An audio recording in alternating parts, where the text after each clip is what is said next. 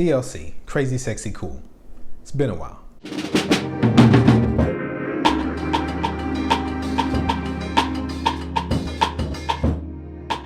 Between seeing Rosie Perez in White Men Can't Jump and seeing Chili in the video for Baby Baby Baby, 1992 was a year of discovery for a preteen free Tillman. I mean, to this day, those two women. What was I talking about? Crazy Sexy Cool was released at the tail end of 1994, and Creep was a big hit, but in 1995, they unleashed the Waterfalls. And don't forget, 1995 was the year of Freak Like Me, and This Is How We Do It, but TLC outshined everybody. I remember this album being considered a more sophisticated album compared to the debut, which was weird because they were only 2 years older. The last album came out when they were like 22, so it's not like they were going from teenagers to adulthood. The album would eventually go diamond, so I don't think I'm alone when I say that this album means a lot to a lot of people. But even though on this channel I exclusively talk about older music, I generally don't listen to the music of my youth. Even though I'm very familiar with the singles, I really haven't listened to this album in over 20 years. So let's see if I can get that old magic back.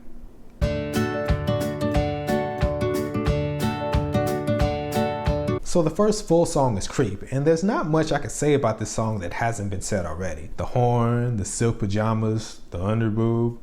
One thing I didn't know was that Left Eye didn't like the message of the song and didn't want to be in the video. There's an alternate version of the song where Left Eye gets a verse, and she basically addresses all the dangers of creeping. I appreciate her point of view, but if I'm being honest, it kind of derails the song.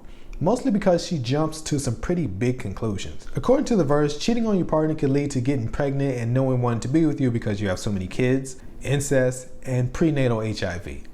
I guess technically those things can happen, but for a group that consistently promotes safe sex, it seems really unlikely. The most telling couplet of the verse is, creeping may cause hysteria, behavior in the mind, putting your life in a bind, and in time make you a victim of a passionate crime. So I'm glad this verse didn't make the album. Also, I've never been a fan of Dallas Austin's production. I know he produced most of their first album, but it sounds really dated. Having said that, this song is his best work by far. Within the first 10 seconds, I can tell that Kick Your Game is a Jermaine Dupri production. The bass line and the loud hi-hats give it away. And the song Left Eye is basically making fun of Andre Horizon for how weak his game is. This is definitely an album cut that deserves another listen. Digging on You is immediately recognizable as a Babyface production, which depending on the song can be a good thing or a bad thing for me. Lyrically, I love this song. I Was Chilling With My Kool-Aid is one of the best examples of naturalistic songwriting I've ever heard. I love the vocal performances. T-Boz sounds incredibly smooth on this track, but the MIDI keyboards make it sound a little too adult contemporary, which I can handle if I'm listening to Whitney Houston and Toni Braxton. I don't know if I want that from TLC. I find it weird that for the video, they went with L.A. Reid's live remix version. I love to hear the story behind that decision. Mostly because by that time, L.A. Reid and Babyface had parted ways. So Babyface produces a song, but the version that gets marketed is the version that your ex-partner produced. Also, the CD single version of this song features a snippet of Nobody Knows by Tony Rich. And if you don't remember Tony Rich, he was an artist that L.A. Reid gave a record deal mostly because he sounded like Babyface. So the marketing of this single alone has to have some crazy stories. According to Just Blaze, he made the beat for Hovey Baby on the day that Left Eye died after seeing this video. Well, not this video, the video for, you know what I'm talking about. He also used the drums to make Show Me What You Got. So even though this was the lowest charting single on the album, it had quite a legacy. Remember earlier when I said I wasn't a big fan of Dallas Austin's production? Case of the Fake People was what I was talking about. I definitely like Red Light Special more than Digging on You, but it has some of the same issues. To be honest, it's just the guitar solo at the beginning. It has an effect on it that makes it sound synthetic, like it's not a real guitar but a keyboard. The guitar solo on the back end of the song sounds fine. That's really my only gripe with the song. It starts out kind of cheesy, but once the singing starts, it's great. Again, there's nothing I can say about Waterfalls that hasn't been said already. In the Organized Noise documentary, Ray Murray said that the stuttering kick drum on the song was the result of a mistake that he made on the drum machine. He listened to it a few times, thought it sounded dope, and he kept it. Also, I never knew that Paul McCartney had a song called Waterfalls, where the first line of the song is, "Don't go jumping waterfalls, please keep to the lake." And as far as I can tell, he never sued. This song does everything at once and it does it flawlessly. The production is smooth with enough aggression so that it's not boring. The songwriting is poignant without being trite. The vocal performances are tender but assertive. Left Eye's rap is jaw-dropping. I can't imagine a single thing that can be improved on this song. I could spend the rest of the time talking about the music video, but I feel like you get the point.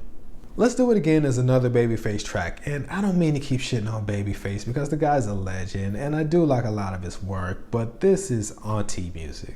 Just so you don't think I hate all the songs they did together, the song This Is How It Works from Waiting to Exhale, perfect. If I Was Your Girlfriend is a top 5 Prince song for me, so I'm a little biased on this one. Supposedly the song was originally meant for Mary J. Blige and then Total, but eventually went to TLC. For some reason I can really hear Pam Long giving a better performance. But aside from all that, the song kind of loses meaning when it's being sung by a heterosexual woman.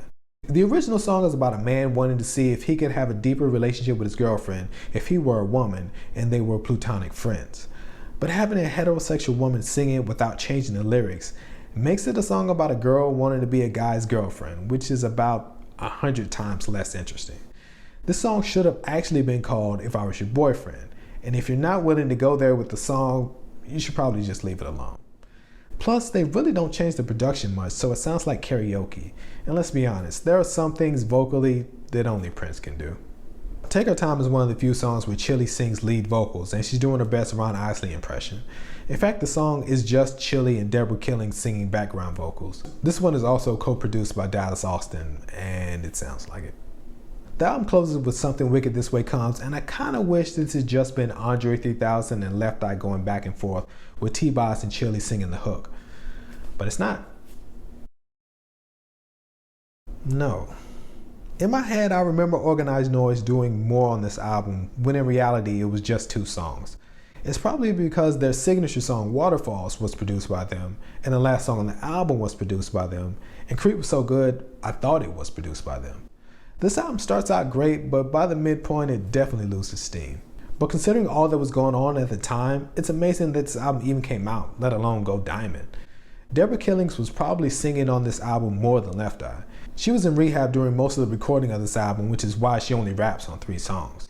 There were also cases where Chilli and T-Boz weren't in the studio together because of scheduling differences. Without the interludes, there are only 11 songs on this album, and one of them is a remake. But the legacy of this album is more than the music. The album is the story of 3 black women with the odds stacked against them. Sophomore albums are hard for everyone. But in addition to that, they couldn't always be in the same room together. They battled toxic relationships, sickness. Clive Davis didn't believe that Waterfalls would be a hit. And let's not forget, they weren't getting paid for any of this. They filed for bankruptcy in 1995. And through all of this, they went on stage, they danced, and they gave us some of the most memorable music videos and songs that we've ever seen. So this album deserves all the accolades, even if personally, I won't be revisiting most of the songs on this album. So when's the last time you heard Crazy Sexy Cool? Are you still bumping it to this day? I'm going to keep revisiting albums until I run out. Until then, I am Free Tillman, the only guy on the internet that doesn't know everything. Peace.